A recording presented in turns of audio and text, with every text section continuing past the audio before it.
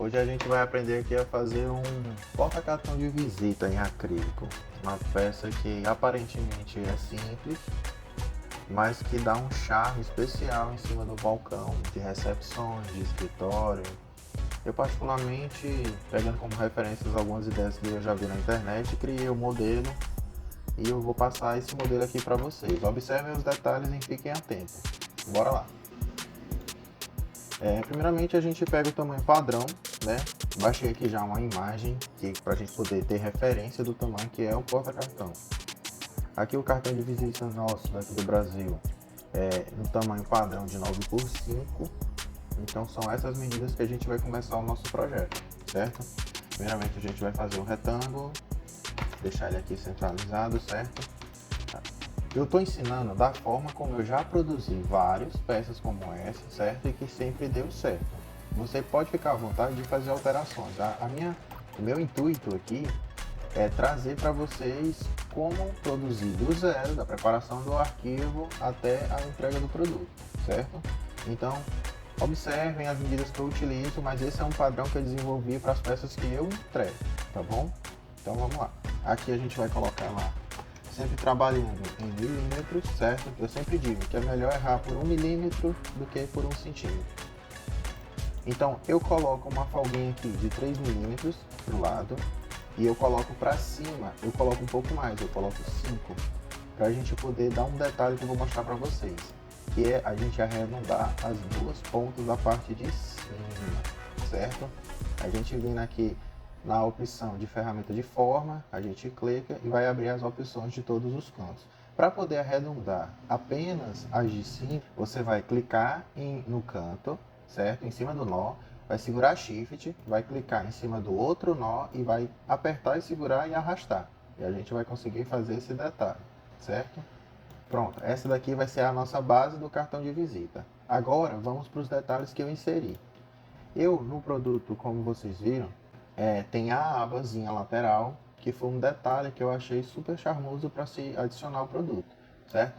Aqui eu coloco ele em 10 milímetros, certo? E na altura eu coloco 20 milímetros. A distância que eu vou deixar para essa base aqui vai ser de 15 milímetros, certo? Então eu arrasto aqui, depois arrasto o quadrado superior e deixo dessa forma. A segunda dobra que eu vou utilizar aqui vai ser no tamanho de 15 milímetros, certo? Então a gente vem aqui, coloca aqui os 15 milímetros e deixa aqui. Observe que eu ainda não soldei nada dos objetos, porque tem um detalhezinho aqui que é muito importante. Da mesma forma como a gente fez anteriormente, vemos aqui na ferramenta de forma, clica nos dois cantos, segurando o Shift e arrasta para poder arredondar esse canto. Seguindo, você seleciona os dois objetos, clica aqui para a gente poder distorcer ele dessa forma, certo? Deixando mais ou menos por aqui. Geralmente eu deixo essa distância aqui da pontinha para cá em exatamente 8 milímetros. Então vamos aqui ajustar para deixar sempre na mesma proporção. Aqui, pronto, mais próximo possível, certo?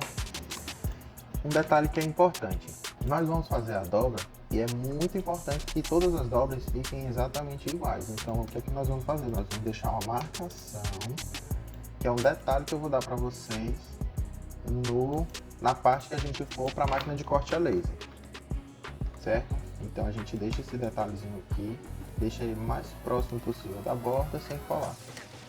Eu coloquei a marcação aqui e eu não vou precisar colocar aqui, por quê? Vamos soldar essa peça nessa, você vê que fica bem evidente essa partinha vermelha, certo? Antes de a gente soldar no corpo do porta-cartão, vamos duplicar, porque essa peça vai para o outro lado. E aqui sim, aí nós vamos soldar para poder deixar a primeira parte de cima pronta. O que é importante aqui deixar frisado, certo? Para quem já trabalha com acrílico, sabe que às vezes quando a gente vai dobrar um acrílico, ele rasga, certo? E ele rasga exatamente pelo fato de ter pontas certo? Que criam pontos de tensão que na hora da gente dobrar ele acaba vincando. Então, como é que a gente faz para eliminar esse problema ou pelo menos minimizar ele? Você pode fazer ele de forma manual, clicando aqui no objeto e arredondando os cantos.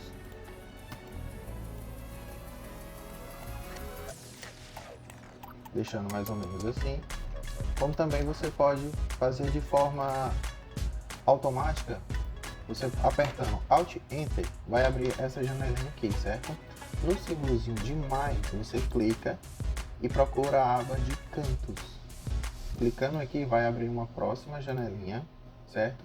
Que você pode vir primeiro na ferramenta de seleção e aqui você pode ir alterando a proporção do seu canto. Como a gente é uma peça pequena e precisa ser detalhada, eu recomendo colocar 1,5 mm. Você observa que esse aqui vai ficar um canto maior e aqui ficou um cantinho menor. Isso já é o suficiente para que não ocorra o rasgo do acrílico durante a dobra, certo? Você observou que essa parte aqui, ela também arredondou quando a gente fez esse pequeno detalhe, certo? Mas isso a gente consegue corrigir de forma fácil. Continuando aqui para o restante da parte da peça, vai fazer o seguinte agora, vai ser onde os cartões vão ficar. Nós vamos colocar exatamente a mesma distância que nós colocamos dessa dobra para cá, certo? Caso você não lembre, foi 10 mm, então a gente vai vir aqui, vai colocar 10 mm também. Vai vir aqui, vamos adicionar a marcação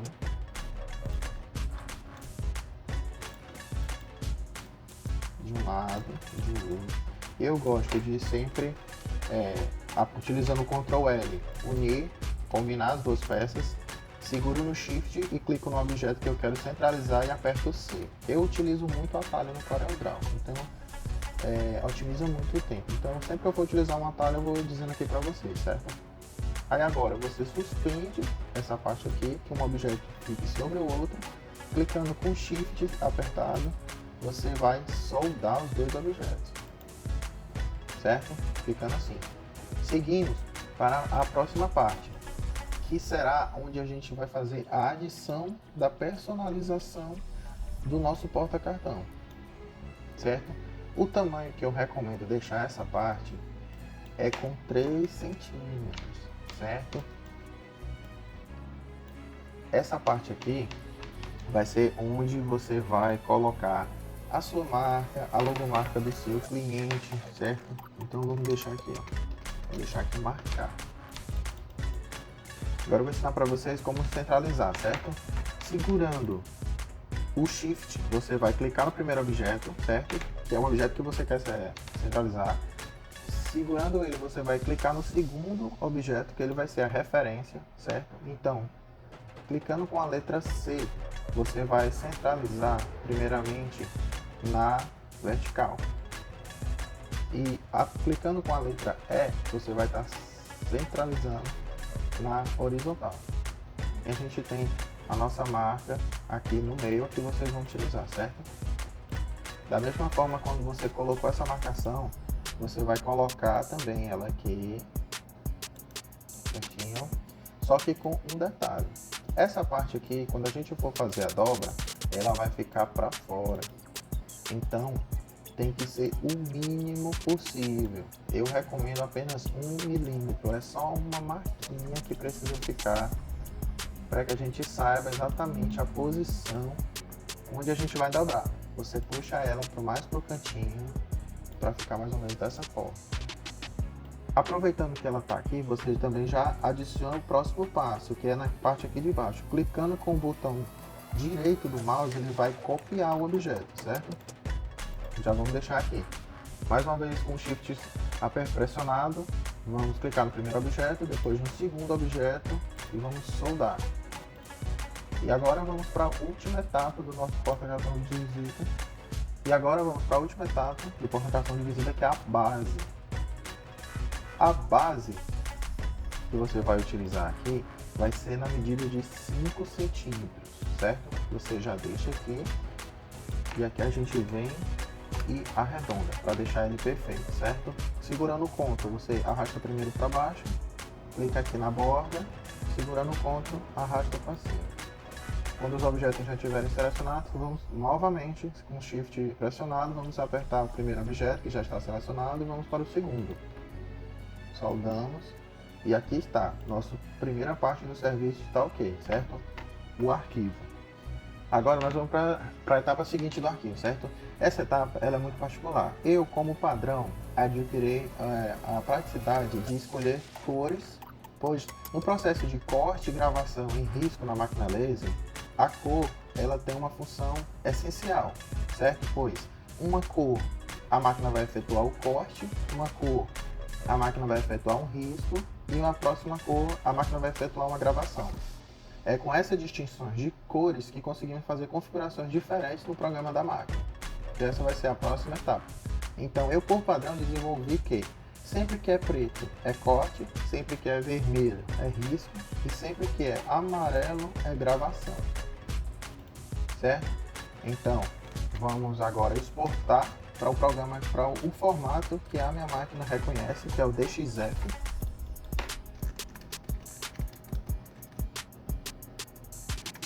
Vamos nomear e vamos para a próxima etapa. O programa da minha máquina VES, certo? Aqui eu uso o RDWorks V8, certo? Da Thunder Laser. E aí eu vou importar. Tá aqui nosso arquivo, ele já reconheceu. Vou mostrar para vocês agora a importância das cores, certo? Ela vem aqui fora de ordem, a gente vai colocar em ordem e vai alterar as configurações, certo? Como eu já deixo no meu padrão, a minha máquina ela tem um canhão de 100 watts, certo? Então essas configurações que eu estou utilizando aqui pode ter muitas variações. Variações essas que vão depender se os espelhos são bons da sua máquina laser, se as lentes estão limpas, certo? Na minha configuração atual, de acordo com a minha demanda e dos serviços da forma que eu opero a minha, ela está com essas configurações: 50 de velocidade, 10 de potência, certo? Para fazer o risco. Para fazer o corte, eu vou fazer esse exemplo num acrílico de 2 mm cristal. Então essa é a configuração que eu utilizo, certo?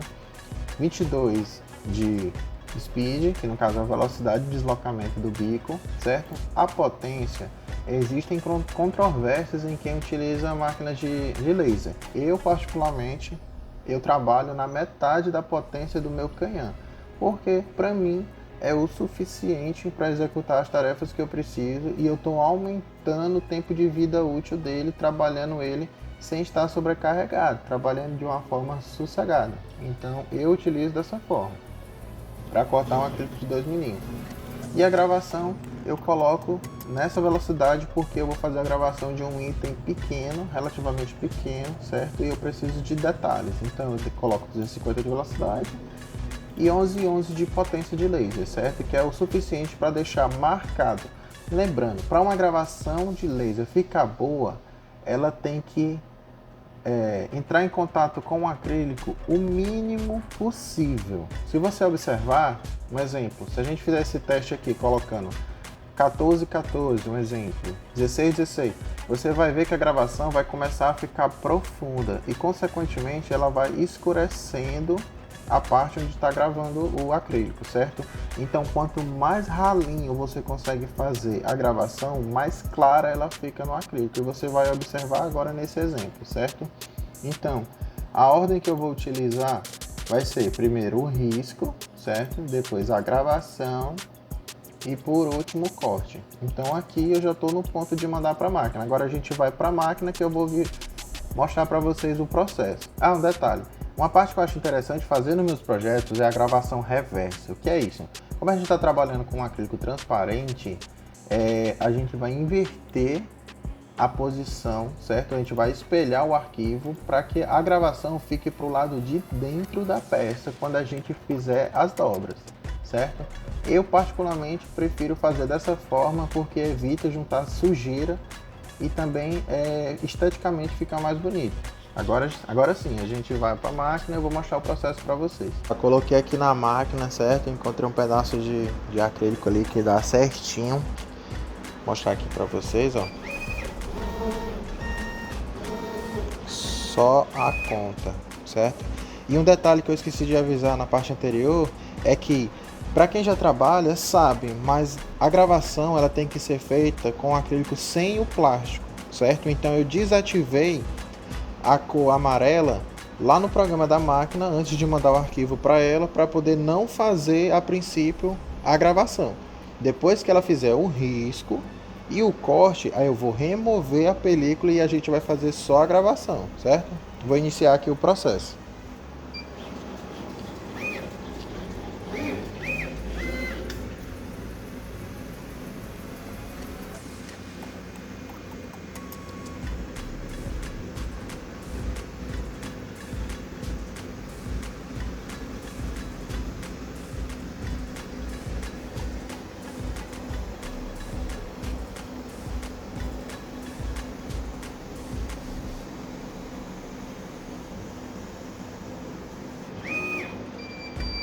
Show! Agora eu vou remover aqui o plástico e vou mostrar para vocês. Pronto, eu já removi o plástico da peça, ó. Você observa que até o reflexo é diferente. E agora eu vou continuar com a parte da gravação.